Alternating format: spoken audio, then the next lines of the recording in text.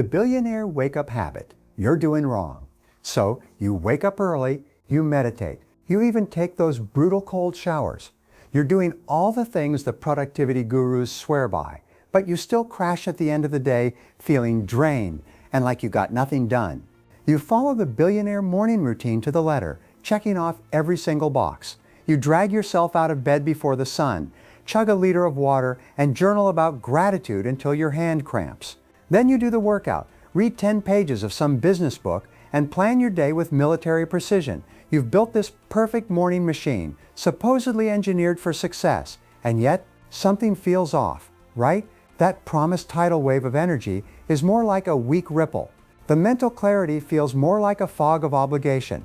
By the time your real day is supposed to kick off, you already feel like you've run a marathon, and your most important work gets your leftover energy, not your best. You feel behind before you've even started.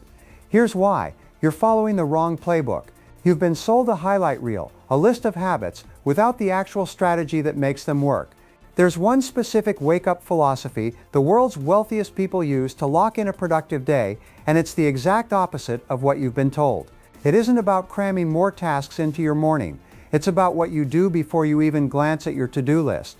Stick with me, and I'll show you why the advice you're following is designed to keep you stuck in a cycle of feeling productive while actually just burning you out.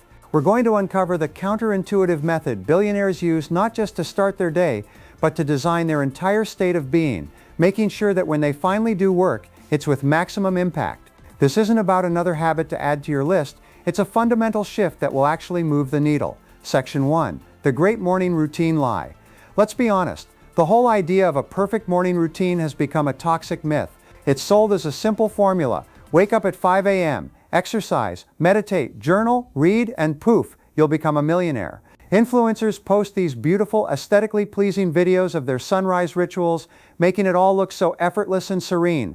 What they don't show is the reality for most of us. The groggy, resentful battle with the alarm clock, the forced meditation where you're really just stressing about your inbox, or the workout that feels more like a punishment. The problem isn't the habits themselves. Exercise is great, meditation is great, planning is great. The problem is the way we're told to do them. The Guru Playbook is a disaster for three main reasons. First, it's built on force, not flow. It tells you to declare war on your own body and mind. You're supposed to ignore your natural sleep cycle, jolt yourself awake with a blaring alarm, and then immediately force a rigid structure on a brain that's still booting up. Science tells us that our brains need a good 20 to 30 minutes to transition from sleep to peak focus.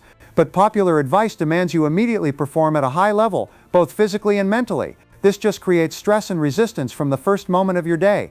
You're starting in a deficit, fighting an uphill battle against your own biology. Second, it breeds productivity guilt. You're handed a checklist, and if you miss one thing, you feel like a total failure. Slept in 15 minutes? You failed. Didn't have time for the full 20-minute meditation? Failed. Checked your phone before journaling? You've completely sabotaged your success. This creates this constant low-level anxiety. The very routine that was supposed to empower you is now a source of stress and a stick to measure your self-worth with. It's a vicious cycle. The more you chase perfect, the more inadequate you feel, and the less energy you have for the work that actually moves your life forward. And third, this is the big one. It confuses motion with progress. These routines make you feel productive. You get to check off 5 tasks before 8 a.m. and it feels great, like you've already won. But did you actually move your business forward? Did you solve a critical problem? Or did you just complete a bunch of warm-up exercises that left you too tired for the main event? Too many people spend all their time and energy on the morning routine, leaving no morning left for their most important work. They major in the routine and minor in their life's mission. This is the great lie. Billionaires don't get rich because they have a longer to-do list in the morning. They get rich because they cultivate a specific internal state that lets them perform at an elite level when it counts. They don't just follow a list, they follow a philosophy. And that philosophy doesn't start with what you do when you wake up, but with how you wake up. Section 2, the real billionaire wake-up philosophy. Win the day before you open your eyes. The secret isn't some new app, a fancy journal, or an even more extreme wake-up time. The real billionaire wake-up habit is a change in philosophy. It's the understanding that the quality of your waking hours is decided by the quality of your rest and the state of your mind the second you wake up. The goal isn't to force yourself into action. The goal is to wake up in a state where productive action is the natural, effortless next step. This philosophy boils down to one core principle: control your state, not your schedule. Your state is your combined mental, emotional, and physical condition. Are you calm, energized, and focused? Or are you stressed, tired, and scattered? The gurus tell you to build a schedule that will hopefully fix your state, but the world's most successful people flip that script. They first create a peak state, and then they crush their schedule. Think about Jeff Bezos. He's famous for prioritizing a full 8 hours of sleep. He said that making a few high-quality decisions is way more important than making a ton of low-quality ones. He knows his effectiveness isn't measured by how early he starts, but by the clarity of his thinking. To protect that clarity, his high-stakes meetings don't start at the crack of dawn. Instead, he putters in the morning. He has coffee, reads the paper, and has breakfast with his kids. His most important meetings are scheduled for 10 a.m. when his brain is fully awake and ready to fire on all cylinders. He is engineering his state for peak performance. Oprah Winfrey is another perfect example. Her morning isn't some frantic race to check boxes. It's an intentional ritual designed to ground her. She often wakes up naturally, without an alarm, and starts her day connecting with nature, walking her dogs and doing spiritual exercises like meditation and reading inspirational texts. Her workout comes after this period of mental and spiritual alignment. She isn't exercising to punish herself or just to get it done. She's moving her body from a place of being centered and purposeful. She is controlling her state. This is the profound secret you're missing. You're trying to build a skyscraper on a foundation of sand. You're following a morning routine built on the stress hormone cortisol, triggered by a jarring alarm and a constant sense of rush. Billionaires build their day on a foundation of high-quality rest and mental calm. That allows their best work to flow naturally. This whole philosophy rests on 3 powerful interconnected pillars. These aren't just habits, they are strategic principles for designing your life. Master these and you'll stop fighting your mornings and start owning your days. Section 3, the 3 pillars of the billionaire wake-up. This isn't just another to-do list, this is a system. Each pillar supports the others, creating an upward spiral of energy, focus, and discipline. Pillar 1, master your sleep, not your alarm clock. The single most important productivity habit has nothing to do with your morning, it's what you do at night. Here's the billionaire habit you're doing wrong. You're obsessed with your wake-up time instead of your bedtime. You're treating sleep like an inconvenience to be minimized, not the powerful performance-enhancing tool it actually is. The ultra-successful see sleep as a non-negotiable part of their strategy. Jeff Bezos is vocal about needing 8 hours to feel energized and make high-quality decisions. He doesn't see it as a luxury, he sees it as a critical input for his best output. The shift is simple but profound. Stop seeing sleep as lost time and start seeing it as an investment in tomorrow.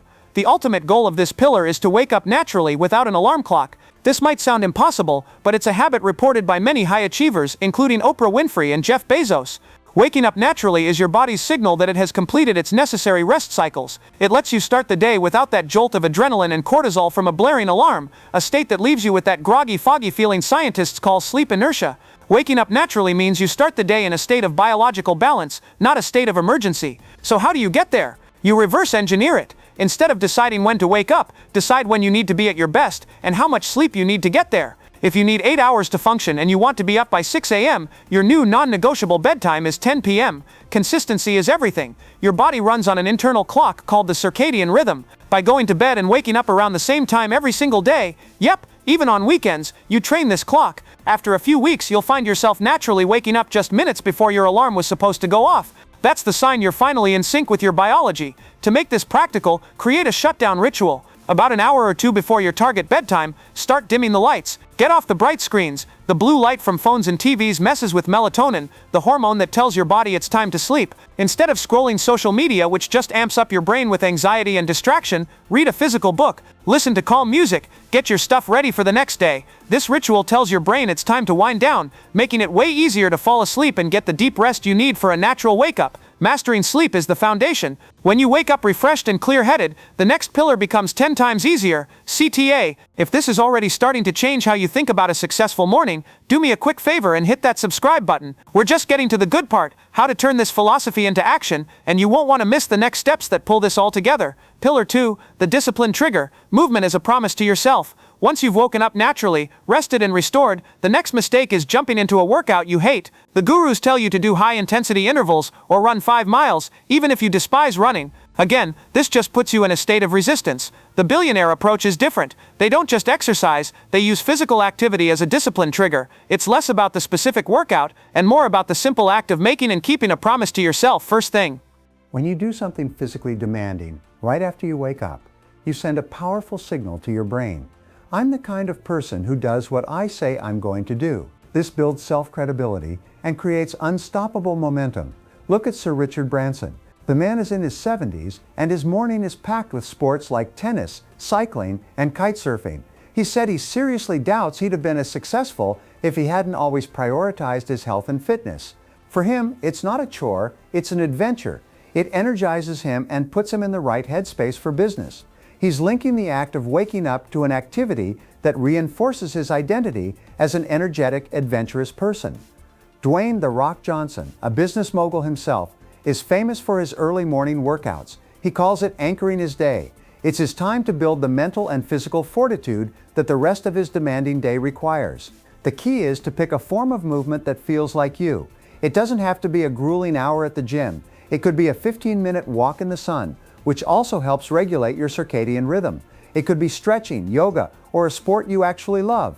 The activity itself is just the vehicle. The destination is discipline. The act of pushing through physical discomfort, even mild discomfort, first thing in the morning, completely rewires your relationship with challenges for the rest of the day. When you've already won a physical battle before most people have had their first coffee, that difficult phone call or complex project seems a lot less intimidating.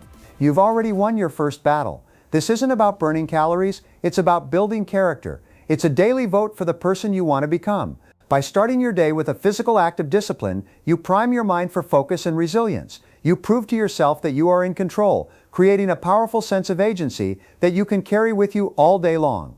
Pillar 3, prime the mind for profit, creating space, not checklists.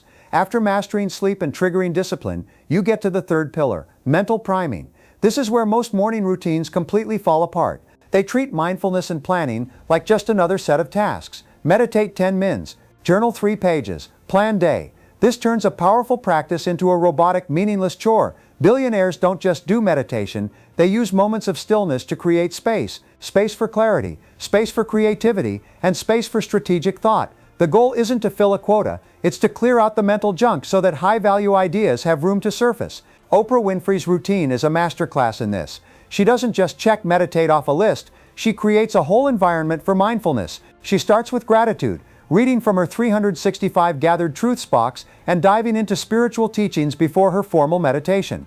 Her whole morning is a practice in setting a positive, intentional tone. It's not about ticking a box, it's about cultivating a state of being. Elon Musk gives a surprising and more accessible example. He has said that some of his best ideas come to him in the shower.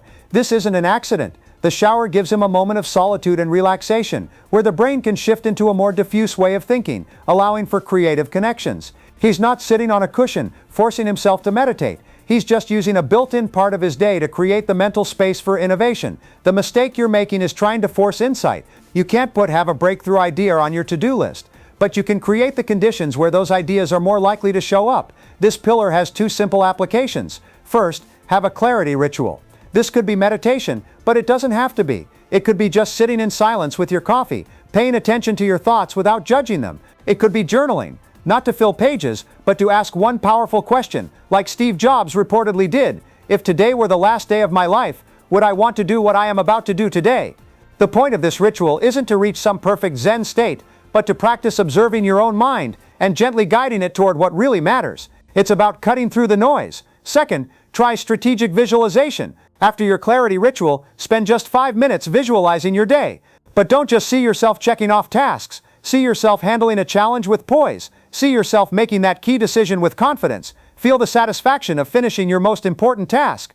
This isn't mystical woo-woo, it's psychological. You're priming your brain's goal-seeking mechanism, the reticular activating system, to actively look for opportunities and solutions that line up with your vision. You're setting your intention, not as a list of things to do, but as a standard for how you want to show up. By combining a clarity ritual with strategic visualization, you shift from being a reactive task manager to a proactive architect of your day. You stop letting the world dictate your mental state and start shaping your mental state to win the day. Section 4, the practical blueprint. Your first 7 days. Knowing the philosophy is one thing, but actually doing it is another. The key is to avoid the old trap, trying to do everything perfectly from day one. This is all about gradual, sustainable change. Here's a simple 7-day blueprint to install these 3 pillars. Day 1, the audit and the shutdown. Action. Tonight, don't change a thing about your wake-up time. Your only job is to figure out your ideal bedtime. Decide how much sleep you really need. Aim for 7-9 hours and count backward from when you normally wake up. Your only goal for tonight is to start your shutdown ritual 1 hour before that new bedtime.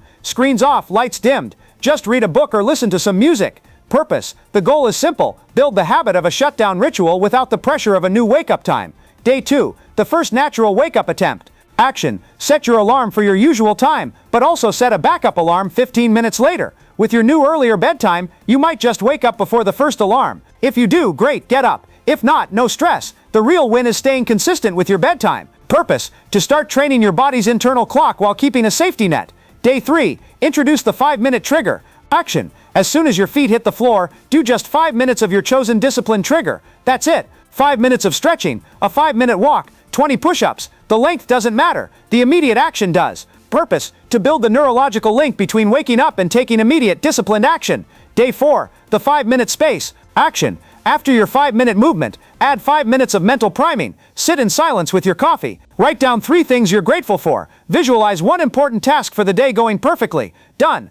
Purpose. To add the habit of creating mental space without it feeling like a long, overwhelming chore. Day 5. Incremental increase. Action. Today you're bumping it up. Increase both your discipline trigger and mental priming to 10 minutes each. So, 10 minutes of movement, followed by 10 minutes of quiet reflection or journaling. Keep that bedtime consistent. Purpose. To gradually build duration as the habits become second nature, creating momentum without feeling like a burden. Day 6. Ditch the main alarm. Action. If you've been waking up before your alarm for the last couple of days, it's time for a small leap of faith. Turn off your main alarm. Keep the backup set for 15 minutes later just in case. Trust the work you've put into your internal clock. Purpose. To fully embrace the principle of waking up naturally and start trusting your body's rhythm. Day 7. The full integration. Follow it with your mental priming. 10-15 minutes. You've now successfully installed all 3 pillars. Purpose. To feel the full synergistic effect of the system, a mind and body that are rested, disciplined, and primed for a day of high performance. This gradual approach makes the change stick. You're not shocking your system, you're gently guiding it. Each day builds on the last, creating a cascade of positive reinforcement that makes this new routine feel less like a chore and more like your secret weapon. Conclusion. For years you've been told the secret to success is a morning checklist full of hustle and grind.